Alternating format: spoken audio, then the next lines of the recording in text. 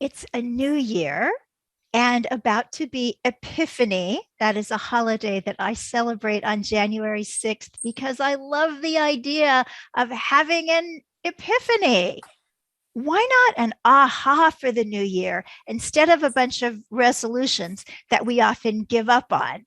So, my aha for this day is oh my gosh, how far we've come in vegan business, food, and fashion. And you know what else? Attitude. We've got some attitude going on for 2022. Welcome to the very first broadcast of the Main Street Vegan Podcast's 10th year. Hi, everybody. I'm Victoria Moran, your host. I have two wonderful guests today. After the break, we're going to be talking with Anik Ireland of Immaculate Vegan, which is a fabulous fashion site. Oh my gosh, you're going to love the clothes. And right now, we are going to be talking about the food side and the ethical side and the capital side of this great, amazing vegan world that is growing up around us, and not a minute too soon. So my guest, and how appropriate since it's January, is the co-founder of Veganuary, Matthew Glover. So he and his wife, Jane Lan, founded Veganuary back in 2014. The campaign has grown from 3,300 participants in the first year to nearly 600,000 people signing up to the website in January 2021. And I know that this year it's going to be even more.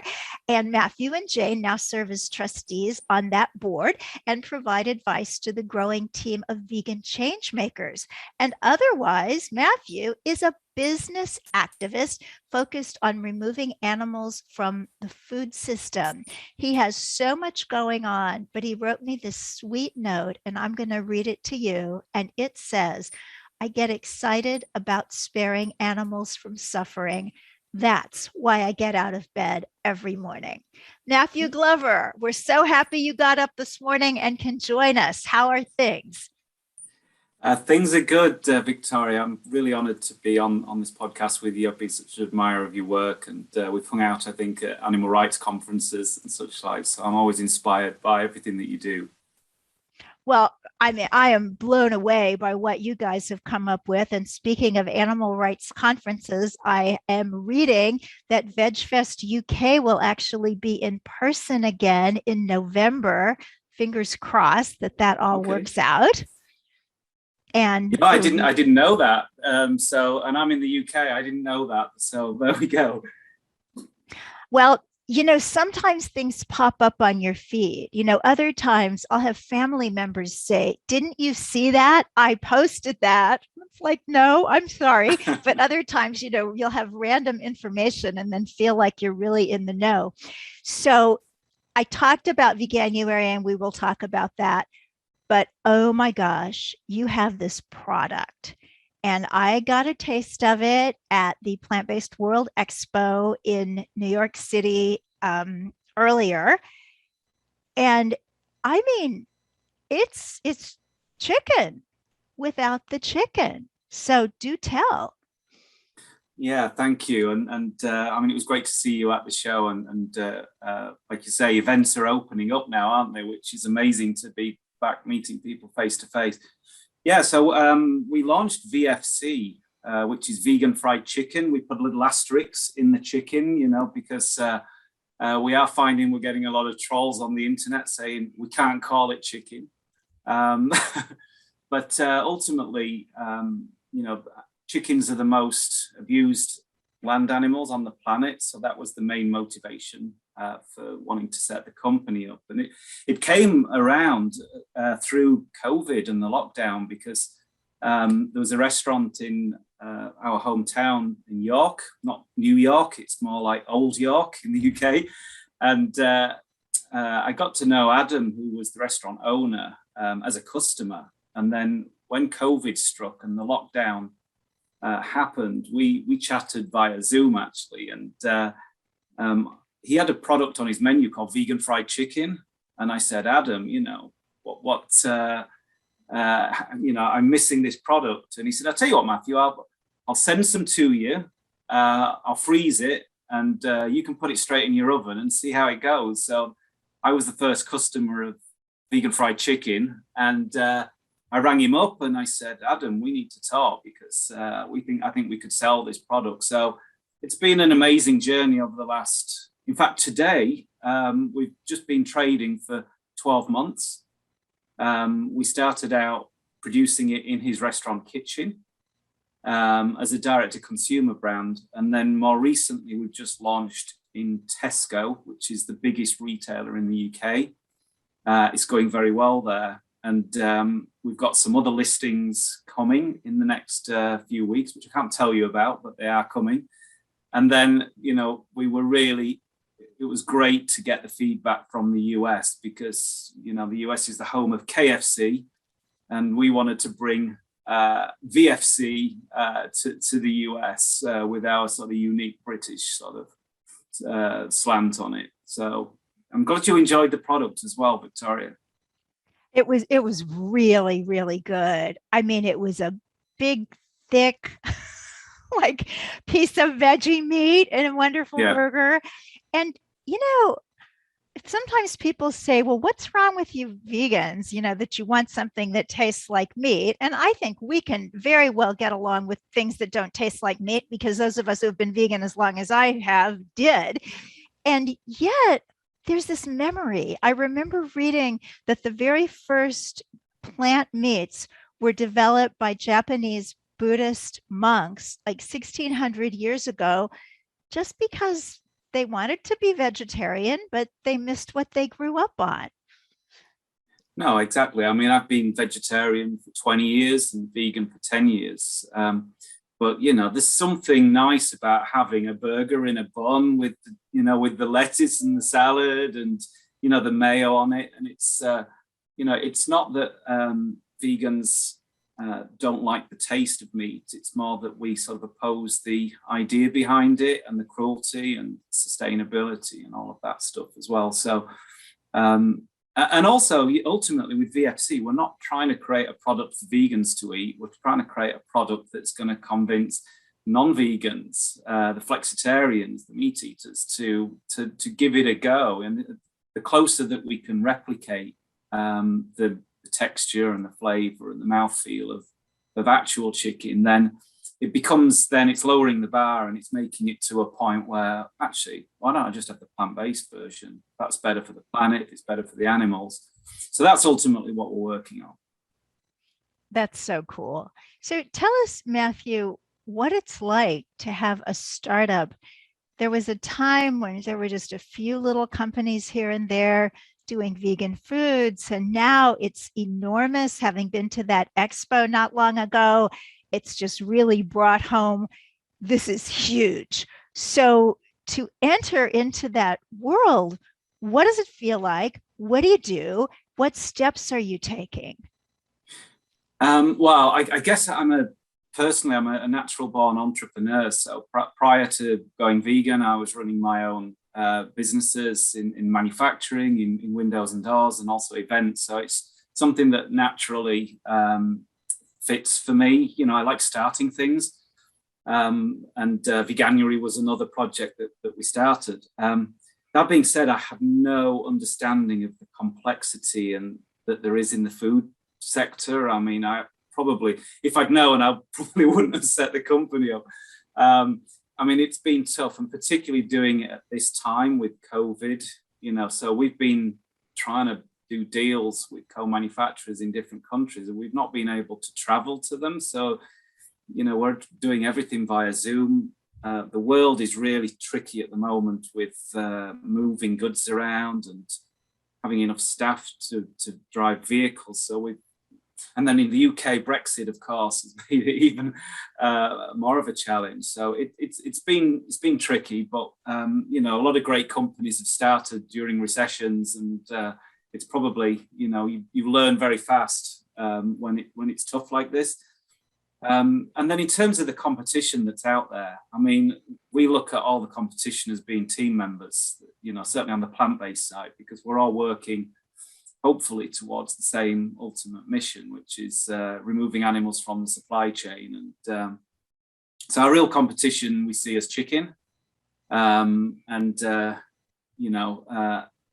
that's the way we see it. And I also have been working on Veg Capital, which is this venture capital fund, and I spent about 2 years listening to amazing founders, and they were pitching their amazing ideas to me, and I think it scratched an itch for me that ultimately, I like building businesses myself.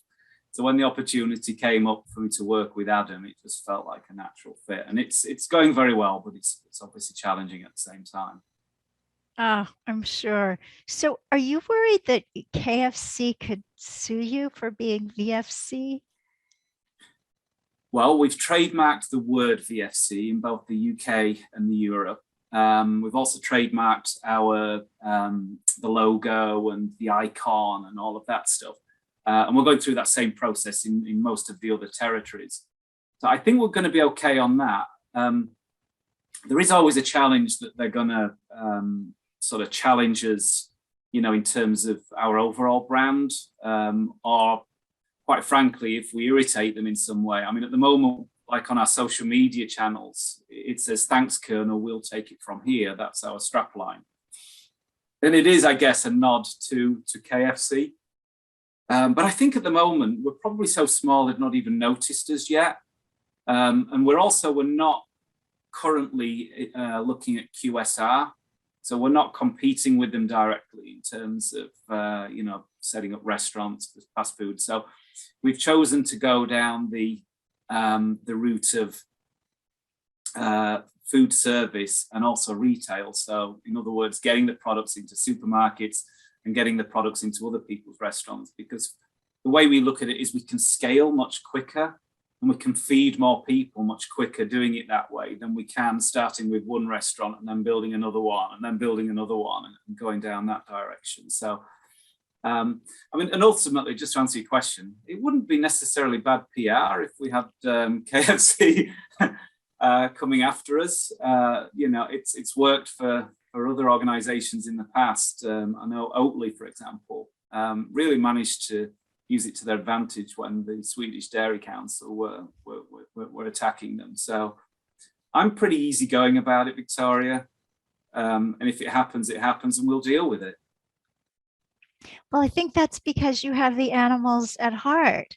It's a business and you want it to be incredibly successful, of course, but the real success is saving the animals. So you don't have to be worried about it's so spiritual. I mean, it's just even people that do just like spirituality, I don't care about that stuff.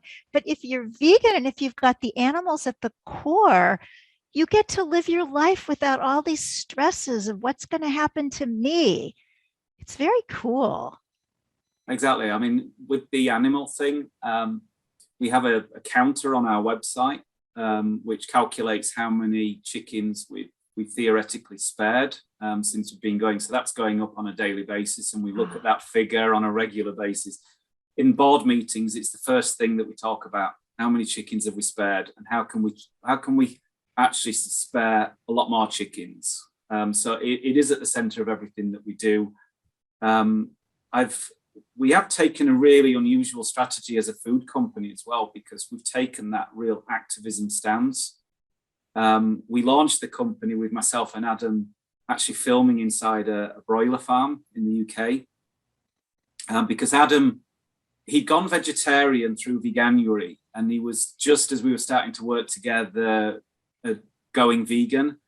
But I felt that I wanted him to really feel that connection to the cause in the same way that I had. So we just decided to go with a camera crew and everything, and we went and filmed. And I mean, he's in it for exactly the same reason that I am. It's sparing chickens, and since then we've done other filming as well. So it is at the heart of our mission. And most food brands, the vegan food brands, at the moment, are a little bit sort of reluctant to talk about the animals. It's like Fight Club. Don't talk about the Fight Club, And I think even though a lot of the brands are very motivated by that, they feel that it'll be off-putting to to potential consumers. Whereas all I can say is it's working really well for us so far. Oh, that's so good. Yeah, it is interesting. I think a lot of vegans are afraid that to let people know what's really at the heart of it will turn them off. And yet, I have a sense that that kindness and caring, we're not superior beings. We don't have it because there's anything better about us. We just have it because we were lucky enough to have it awakened. So if we've got it, my contention is everybody's got it. Let's at least offer them the chance. And if we don't get them through the animals, then we can get them through health and the planet and darn good taste. Yeah, exactly, and or even humour as well. I mean, we've done a billboard campaign in and around London over the last few weeks, and we have one of the messages is food that doesn't cost a wing and a leg. Now, that's an underlying really powerful animal rights message, but we tested this with consumers before we put it out there, and something like 70% of people, these were non-vegans, were positive to that message. They thought it was, quirky and funny and what have you. So we went with that message. Thanks, Colonel. We'll take it from here. What are the other billboards? So we did another one that the frozen aisle just got cooler. And again, it's just like trying to fit into that sort of mainstream sort of zeitgeist, if you like, and trying to be a bit cool, be a bit edgy, be a bit sassy. We're often as well with we get a lot of trolls when we're advertising, and we fight back a little bit, but we fight back with kindness and humor. So we get a lot of these, you can't call it chicken, why do you want to eat something, the question that you asked. And we try and just come back with the funniest replies. And it's really helping us build a community because people appreciate us not just deleting those comments, but at least trying to react to them. And hopefully we'll persuade a few people to join us. Yeah. Matthew, tell us about chickens. What are they like?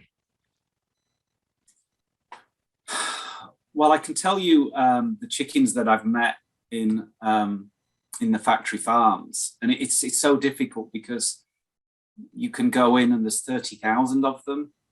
So you're seeing a mass, and it's difficult to then appreciate the individuals. And I think this is the problem with the way it's all set up, and it is for the farmers. I mean, they'll say that they love their animals, but in every cycle of this process, where I mean that's just one farm, one shed that can be 30,000, and then there can be 8 sheds on one farm. So there's 250,000 chickens, and there's like a 5% wastage.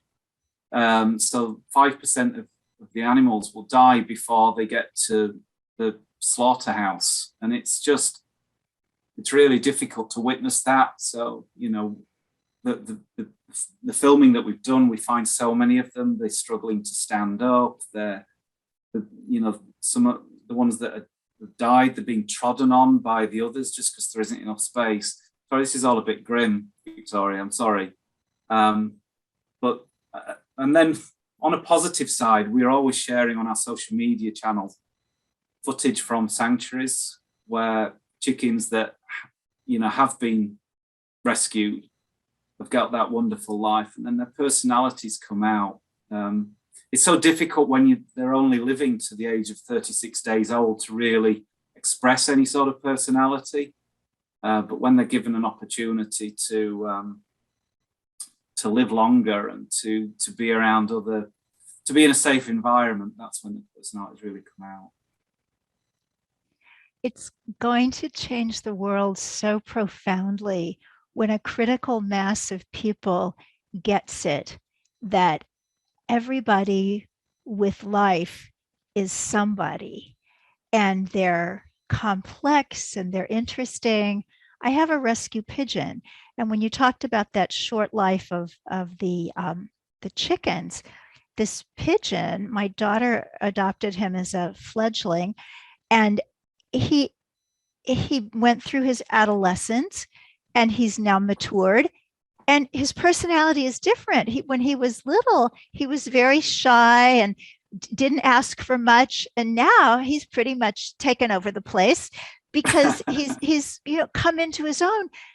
And if you think for even a second about all those chickens in factory farming, all these beings with this, I'll say, humanhood, it just really, really, I think, makes what we're offering so enticing. So come on over, get yourself some VFC, and check out Veganuary, which you can find at veganuary.com. And I know we're already into January, but that doesn't mean that you can't start now. I mean, most people who started resolutions on January 1st are having to start them over now. So you're right on time, doing fine. So when somebody makes the Veganuary commitment, what does that mean? Well, you're absolutely right to pick up on. You can start on January the 4th, you can start on January the 20th, you can start on June the 1st. If you sign up on our website, you then get 31 emails for the next 31 days. So, and it really takes people through the journey. So the first emails will be just how to read labels, where to find good recipes, what you need to put into your cupboards and into your larder. So it's all of that sort of early stage stuff. And then we take people on a journey. And towards the end of the 31 days, we're really starting to educate people about the lives of animals and the environment, and how the effect on the planet, and also on health outcomes. So what I would say is, if anybody's interested, sign up to veganuary.com whenever. Do it now. It doesn't have to be on New Year's Eve or New Year's Day. And then there's a huge amount of support on our website and also our social media channels as well, where people can seek support from the other. We also have some Facebook groups as well. I think it's been set up as well. So if you're in the US and you sign up, you'll be interacting with people from the US. You might have to get better recommendations of what you can buy in Whole Foods or Trader Joe's or whatever. And do you have information on how many of the people who sign up continue or partially continue beyond the 31 days? So we always do a survey in February for people that took part during the month of January. And typically each year it's been anywhere from a third to a half of people that do the survey commit to saying that they're going to stay vegan, from then onwards. We then do a survey 6 months later to see what proportion of the people that have said they're going to stick to being vegan actually do. And there's a bit of a drop off, but it's still pretty high in terms of the numbers of people that are sticking with it. What I would also say is virtually everybody that says they're not staying vegan from February onwards do give us feedback that they've reduced, or they're going to reduce their consumption of animal products. Because if you've been used to drinking cow's milk, for example, and then you've tried Oatly Barista and you think, actually, I prefer this to cow's milk, then you're then unlikely from February onwards to go back to something that wasn't as good as what you've now been eating or drinking. So we feel that obviously we want 100% of people to do Veganuary and stay vegan, but, in the real world, we appreciate that there's a proportion who are not going to do so.